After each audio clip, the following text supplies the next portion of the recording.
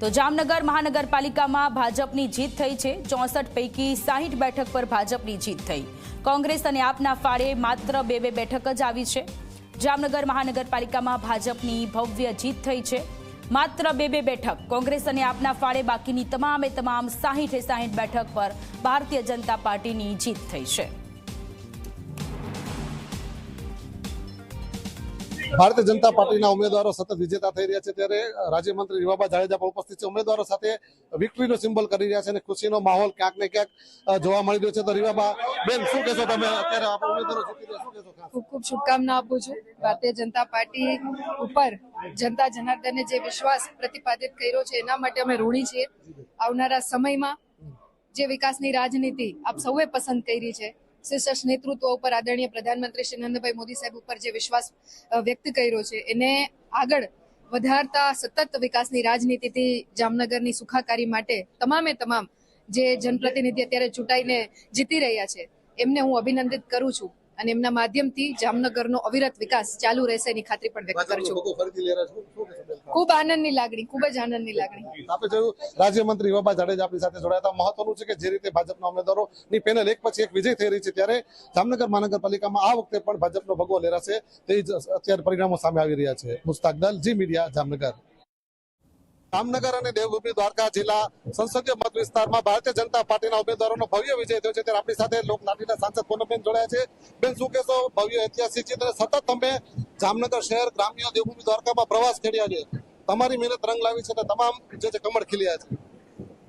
હું સૌ પહેલા તો સર્વે નાગરિકો, સમગ્ર સંસદીય ક્ષેત્રના સર્વે નાગરિકો નો હૃદયપૂર્વક તમારા વિશ્વાસ રૂપી મત, તમારા આશીર્વાદ રૂપી મત, જે રીતે મોદી સાહેબના નેતૃત્વમાં, માનનીય ભૂપેન્દ્રભાઈના નેતૃત્વમાં સકારાત્મક રાજનીતિને, વિકાસની રાજનીતિને, સમરસતાની રાજનીતિને, પ્રગતિની નીતિને તમે બધાએ આપી, જે ઝળહળતો વિજય ભારતીય જનતા પાર્ટીનો કરાવ્યો છે, અમારી વિનંતીને, અમારા આહવાનને, અમારી અપીલને તમે જે માન્ય રાખી અને જે પ્રકારનું પરિણામ સર્જ્યું છે એ બદલ સર્વે નાગરિકો હું હૃદયપૂર્વક આભાર વ્યક્ત કરું છું।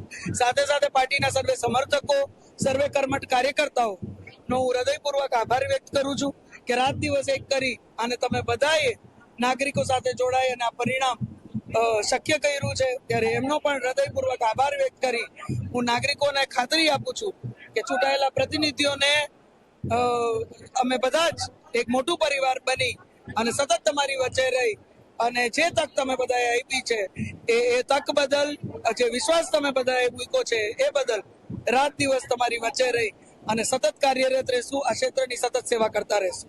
ખાસ તો વિપક્ષને ખૂબ જ જાકારો મળી રહ્યો છે, વિપક્ષથી લોકો કંટાળ્યા છે અને વિકાસની રાજનીતિને અપનાવી રહ્યા છે। ખાસ આજના સમયમાં લોકોને નકારાત્મકતા નથી જોતી, ખોટી વિરોધની વાતો નથી જોતી, લોકોને નકોર પરિણામ જોઈએ છે, સુવિધાઓ જોઈએ છે, સંઘર્ષો ભાવિ પેઢીના ઓછા થાય એ પ્રકારની વ્યવસ્થાઓ જોઈએ છે અને આપવા માટે મોદી સાહેબના નેતૃત્વમાં માત્ર ને માત્ર આજે ભારતીય જનતા પાર્ટી સક્ષમ હોય ત્યારે એ જ વ્યવસ્થા એ પાર્લામેન્ટ હોય એટલે કે રાષ્ટ્રીય સ્તરની હોય, રાજ્ય સ્તરની ભૂપેન્દ્રભાઈના નેતૃત્વમાં હોય કે સ્થાનિક સંસ્થાઓના માધ્યમથી હોય, એ વ્યવસ્થાને વધુ મજબૂત, સૌથી મજબૂત એનું કોઈ એકમ હોય તો એ પાયાનું એકમ આપણું જિલ્લા, તાલુકા, મહાનગરપાલિકા, નગરપાલિકા હોય છે।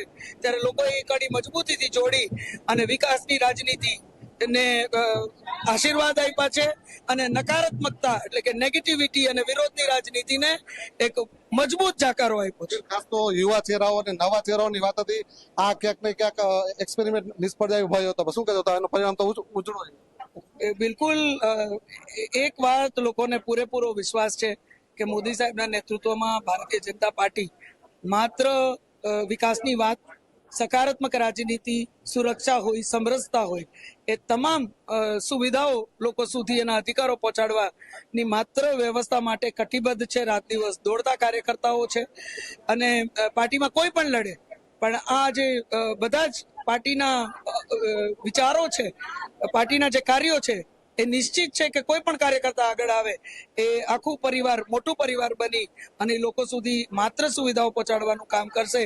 ત્યારે અમને પૂરો વિશ્વાસ હતો કે નાગરિક, સર્વે આપણા નાગરિકો પુનઃ એમનો આશીર્વાદ રૂપી મત, એમનો વિશ્વાસ રૂપી મત ભારતીય જનતા પાર્ટીને ચોક્કસ આપશે અને એ પ્રકારનું પરિણામે શક્ય થયું છે. ત્યારે હું પુનઃ નાગરિકોનો આ વિશ્વાસ બદલ, આ આશીર્વાદ બદલ હૃદયપૂર્વક ખૂબ ખૂબ આભાર વ્યક્ત કરું છું.